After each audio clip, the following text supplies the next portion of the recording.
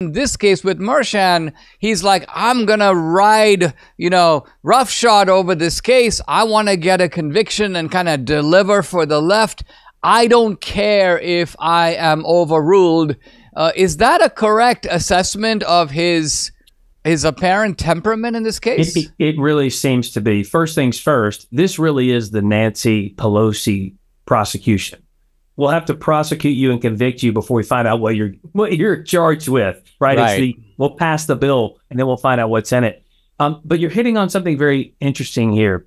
Most judges, as I understand it, do not want to have their rulings overturned. They do not want to see an appeal, slap them back in essence.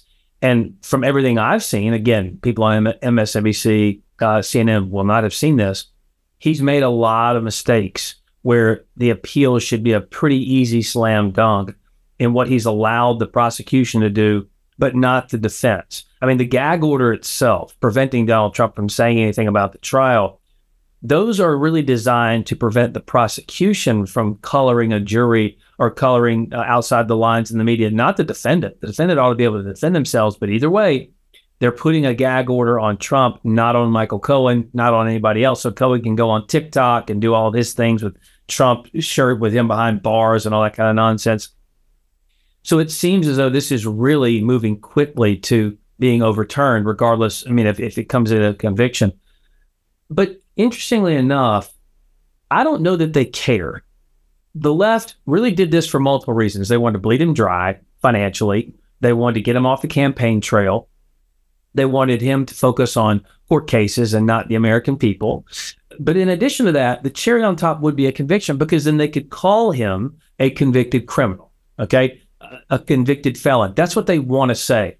And for someone like Judge Mershon, remember, he's now the toast of the town. He's invited to all the cocktail parties he was on the outside looking in of before. So now he has that relevance. He has that celebrity status. And look, celebrity is a hell of a drug.